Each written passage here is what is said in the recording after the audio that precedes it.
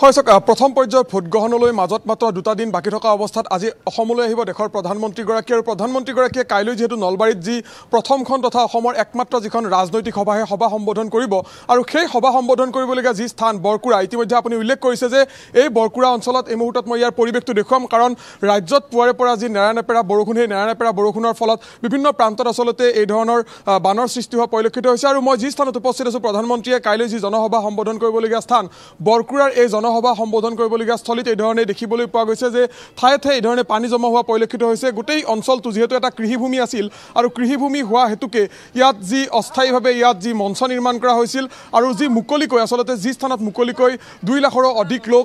বহি তেওঁলোকে চকীত বহি আচলতে 2 লাখৰো অধিক লোকে প্ৰধানমন্ত্ৰীগৰাকীয়ে সম্বোধন কৰিবলগীয়া যিখন প্ৰথম তথা একমাত্ৰ ৰাজনৈতিক সভা সেই সভাখন তেওঁলোকে উপভোগ কৰাৰ কথা আছিল কিন্তু আজি দেখিবলৈ পোৱা গৈছে পুৱাৰে পৰা নেৰানেপেৰা বৰষুণ আৰু নেৰানেপেৰা বৰষুণৰ ফলত এই ধৰণে যথেষ্ট সমস্যাৰ সৃষ্টি হোৱা পৰিলক্ষিত হৈছে কিন্তু তাৰ পিছতো ইয়াত যিসকল শ্ৰমিক নিয়োগ কৰা হৈছে যিসকল কৰ্মী নিয়োগ কৰা হৈছে তেওঁলোকে যথেষ্ট কষ্টৰে আচলতে এই ধৰণে পানীৰ মাজতে তেওঁলোকে যথেষ্ট ক্ষিপ্ৰতাৰে কামখিনি আগবঢ়াই নিয়াৰ চেষ্টা কৰিছে কাৰণ এতিয়া কিছু বতৰ বৰষুণ কিছু কমিছে কিন্তু বতৰ এতিয়াও ফৰকাল হোৱা নাই বতৰ এতিয়াও ডাৱৰীয়া হৈ আছে আৰু যদিহে এই ধৰণে ডাৱৰীয়া হৈ থাকে তেতিয়াহ'লে কিন্তু প্ৰধানমন্ত্ৰী সম্বোধন কৰিবলগীয়া যি জনসভা সেই জনসভাত যে এটা বিধি পথালিৰ সৃষ্টি হ'ব সেয়া কিন্তু সকলোৱে আচলতে অনুমান কৰিছে আৰু যাৰ পৰিপ্ৰেক্ষিততেই বিজেপিৰ যিসকল নেতা কৰ্মী বা ইয়াত থকা যিসকল নেতা কৰ্মী তেওঁলোকে যথেষ্ট ক্ষিপ্ৰতাৰে ইয়াত কামখিনি তেওঁলোকে আগবঢ়াই নিয়াৰ চেষ্টা কৰিছে কাৰণ এতিয়া বৰষুণ কিছু কমিছে আৰু আনফালে মই দৃশ্য দেখুৱাম কাৰণ বৰষুণ বা যিখিনি ইয়াত বোকা বা ইয়াত যি পানীৰ সৃষ্টি হৈছে তাৰ পিছতো কিন্তু আৰক্ষী প্ৰশাসন সম্পূৰ্ণৰূপে তেওঁলোক সজাগ হৈছে মই হয়তো এখন স্ক্ৰীণত আমাৰ ND24 দৰ্শকসকলে সেই দৃশ্য দেখুৱাইছে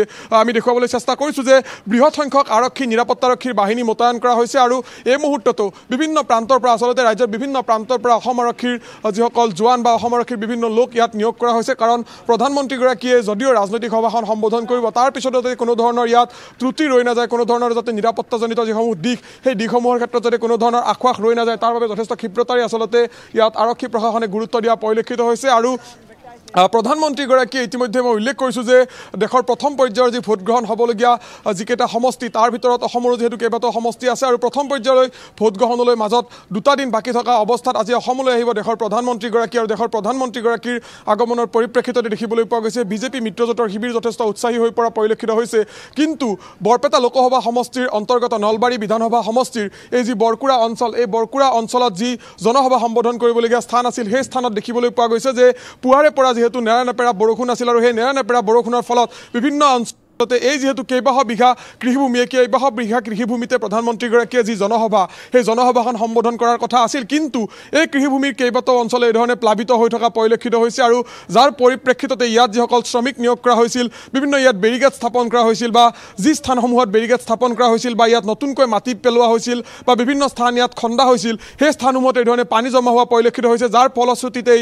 কাইলৈ যি জনসভা সম্বোধন কৰিব লাগিব প্ৰধানমন্ত্ৰীগৰাকীয়ে 10:30 বজাত এই জনসভাখন সম্বোধন কৰাৰ কথা কিন্তু 10:30 বজাত জনসভা যদি সম্বোধন কৰা হয় তেতিয়াহ'লে সাধাৰণ লোকসকলে ইয়াত আহি কি ধৰণে উপস্থিত হ'ব কাৰণ ইয়াত ওপৰত কোনো ধৰণৰ আচলতে ৰভা বা মণ্ডপৰ ব্যৱস্থা কৰা হোৱা নাই মাত্ৰ মঞ্চখন ইয়াত নিৰ্মাণ কৰা হৈছে এখন বিশাল মঞ্চ নিৰ্মাণ কৰা হৈছে ভিডিঅ' জাৰ্নেলিষ্টে সেই দৃশ্যখিনি দেখুৱাব এখন বিশাল মঞ্চ নিৰ্মাণ কৰা হৈছে কিছু নিৰাপত্তাজনিত কাৰণত আমি হয়তো সেই অঞ্চললৈ বা সেই সমীপলৈ গৈ আমি দৃশ্যখিনি দেখুৱাব নোৱাৰিম কিন্তু আঁতৰৰ পৰা আমি দেখুৱাইছোঁ যিখন বিশাল মঞ্চ ইয়াত নিৰ্মাণ কৰা হৈছে সেই মঞ্চত উঠিয়ে দেশৰ প্ৰধানমন্ত্ৰীগৰাকীয়ে সমগ্ৰ দেশবাসীক উদ্দেশ্যি বৰপেটা লোকসভা সমষ্টিৰ অন্তৰ্গত নলবাৰী বিধানসভা সমষ্টিৰ এই বৰকুৰা অঞ্চলৰ পৰাই জনসভা সম্বোধন কৰিব আৰু যি জনসভাত আগন্তুক যি লোকসভা নিৰ্বাচন সেই আগন্তুক লোকসভা নিৰ্বাচনত প্ৰধানমন্ত্ৰী যাতে তৃতীয়বাৰৰ বাবে নৰেন্দ্ৰ মোদী যাতে তৃতীয়বাৰৰ বাবে দেশৰ প্ৰধানমন্ত্ৰী আসনত অধিষ্ঠিত হ'ব পাৰে বা সাধাৰণ ৰাইজে যাতে ভোট দি তেখেতক তৃতীয়বাৰৰ বাবে প্ৰধানমন্ত্ৰীৰ আসনত অধিষ্ঠিত কৰোৱায় তাৰ বাবে প্ৰচাৰ চলাব উন্নয়ন আৰু বিকাশৰ যি শ্লোগান সেই শ্লোগান লৈ আচলতে প্ৰধানমন্ত্ৰীগৰাকীয়ে কাইলৈ যি নলবাৰীৰ বৰকুৰাত জনসভাখন সম্বোধন কৰিব আৰু দেখুৱাইছোঁ এই জনসভা সম্বোধন কৰিবলগীয়া স্থানতে কেইবাটাও কাটআউট নিৰ্মাণ কৰা হৈছে বিশাল বিশাল কাটআউট অকণমান যদি জুম কৰি মোৰ ভিডিঅ' জাৰ্নেলিষ্ট পৰাকৈ দেখুৱাব পাৰে যিহেতু 31 নং ৰাষ্ট্ৰীয় ঘাইপথৰ দাঁতিতে এই জনসভাখন সম্বোধন কৰা হ'ব আৰু 31 নং ৰাষ্ট্ৰীয় ঘাইপথৰ দাঁতিৰ এই বৰকুৰা অঞ্চলৰ যি জনসভা সম্বোধন কৰিবলগীয়া স্থলী সেই স্থলীত এই ধৰণে বিশাল বিশাল কেইবাটাও কাটআউট নিৰ্মাণ কৰা হৈছে দেশৰ প্ৰধানমন্ত্ৰীগৰাকীৰ আৰু সমানে মই কৈছোঁ যে বিজেপি মিত্ৰজোঁটৰ যি UPPL হওক বা অসম গণ পৰিষদৰ যিসকল দলীয় কৰ্মী কাৰণ ইয়াত তিনিটাকৈ বিধানসভা সমষ্টি যদিও কোৱা হৈছে যে বৰপেটা লোকসভা সমষ্টিৰ হৈ প্ৰধানমন্ত্ৰীগৰাকীয়ে বৰপেটা লোকসভা সমষ্টিৰ সমষ্টিৰ প্ৰাৰ্থী ফণীভূষণ চৌধুৰীৰ হৈ প্ৰচাৰ চলাব তথাপিও কিন্তু আমি যিখিনি তথ্য পাইছোঁ বা বিজেপি শিবিৰৰ ফালৰ পৰা যিখিনি তথ্য সদৰি কৰা হৈছে যে ইয়াৰ সমীপৱৰ্তী কোকৰাঝাৰ লোকসভা সমষ্টি দৰং ওদালগুৰি লোকসভা সমষ্টিৰ অন্তৰ্গত কেইবাটাও বিধানসভা সমষ্টিৰ লোক ইয়ালৈ আহিব ৰাইজ ইয়ালৈ আহিব দলীয় কৰ্মী ইয়ালৈ আহিব আৰু এইখিনিতে মই এটা কথা জনাই থ'ব বিচাৰিছোঁ ND24 দৰ্শকসকলক যিহেতু দেশৰ প্ৰধানমন্ত্ৰীগৰাকী নলবাৰীলৈ প্ৰথমবাৰৰ বাবে আহিব আৰু যাৰ পৰিপ্ৰেক্ষিততে কেৱল বিজেপি মিত্ৰজোঁটৰ নেতাকৰ্মীসকলে নহয় সাধাৰণ লোকসকলৰ মাজতো যথেষ্ট উৎসুকতা বৃদ্ধি পোৱা পৰিলক্ষিত হৈছে যদি সম্ভৱ হয় অকণমান জুম কৰি আমি যদি 31 নং ৰাষ্ট্ৰীয় ঘাইপথৰ দাঁতিলৈ চাওঁ তেতিয়াও কিন্তু তাত দেখিবলৈ পাম যে সাধাৰণ ৰাইজে আজিৰে পৰা আচলতে তেওঁলোকে ভিৰ কৰা পৰিলক্ষিত হৈছে কাৰণ বিভিন্ন সময়ছোৱাত কালিৰে পৰা আমি দেখুৱাইছিলোঁ কালিৰ দিনটোতো আমি দেখুৱাইছিলোঁ আজিও আমি দেখুৱাইছোঁ যে কেইবাখনো হেলিকপ্টাৰ আচলতে বায়ুসেনা বাহিনী বা প্ৰধানমন্ত্ৰীগৰাকী আহিবলগীয়া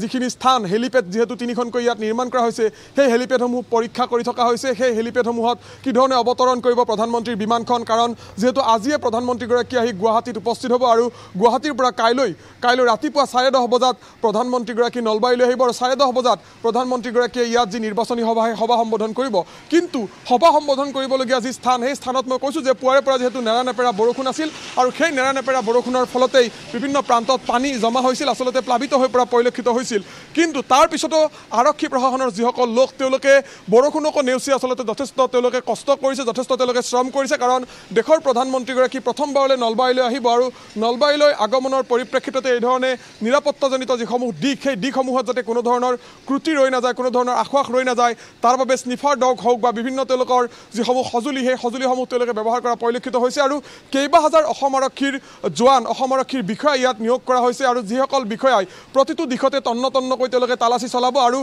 কাইলৈ যি আচলতে 31 নং ৰাষ্ট্ৰীয় ঘাইপথ বা নলবাৰীৰ যিসমূহ পথ সেই পথসমূহৰ ক্ষেত্ৰতো কেইবাটাও নীতি নিৰ্দেশনা তেওঁলোকে ইতিমধ্যে প্ৰস্তুত কৰিছে আৰু ঠিক 1 বজাত আৰক্ষী প্ৰশাসনৰ ফালৰ পৰা সেই যিখন তেওঁলোকে এখন সংবাদমেল সম্বোধন কৰিব আৰু সেই সংবাদমেলতে কোন পথত আচলতে নীতি নিৰ্দেশনা তেওঁলোকে থাকিব সেই কথাখিনি জনাব কাৰণ যিহেতু 16টাকৈ বিধানসভা সমষ্টিৰ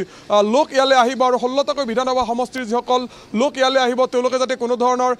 সমস্যাৰ সন্মুখীন হ'বলগীয়া নহয় তেওঁলোকে যাতে সুকলমে প্ৰধানমন্ত্ৰীগৰাকীৰ যি জনসভা সেই জনসভা তেওঁলোকে উপভোগ কৰিব পাৰে বা জনসভাত তেওঁলোকে উপস্থিত থাকিব পাৰে তাৰ বাবে যথেষ্ট গুৰুত্ব দিয়া পৰিলক্ষিত হৈছে কাৰণ প্ৰধানমন্ত্ৰীগৰাকী নলবাৰীলৈ আহিব প্ৰথমবাৰৰ বাবে আৰু কৈছোঁ যে প্ৰথম পৰ্যায়ৰ ভোটগ্ৰহণৰ বাবে মাজত মাত্ৰ 2টা দিন আৰু 2টা দিন বাকী থকা অৱস্থাত দেশৰ প্ৰধানমন্ত্ৰীগৰাকীয়ে নলবাৰী যি বৰকুৰা অঞ্চল বৰপেটা লোকসভা সমষ্টিৰ অন্তৰ্গত নলবাৰী বিধানসভা সমষ্টিৰ বৰকুৰাৰ প্ৰায় বৃহৎ জনসভা সম্বোধন কৰিব আৰু এই জনসভাক লৈ সকলো যথেষ্ট উৎকণ্ঠিত হৈ আছে আৰু সেই উৎকণ্ঠাত কিছু আচলতে ম্লান পৰিছে বতৰে কিছু ম্লান পেলোৱা পৰিলক্ষিত হৈছে কাৰণ বতৰে ৰাতিপুৱাৰে আচলতে ইয়াত যি পৰিৱেশ সেই পৰিৱেশটো কিছু হেমেকা হোৱা পৰিলক্ষিত হৈছে এইকাৰণে পৰিলক্ষিত হৈছে যে ইয়াত যিহেতু এটা কৃষিভূমি আছিল আৰু সেই কৃষিভূমিত বিভিন্ন প্ৰান্তত অকণমান যদি আমাৰ কেমেৰা লেন্সে জুম কৰি দেখুৱায় বিভিন্ন প্ৰান্তত এই ধৰণৰ পানীয়ে জমা হোৱা অৰ্থাৎ বিভিন্ন প্ৰান্তত এই ধৰণে প্লাবিত হোৱা পৰিলক্ষিত হৈছে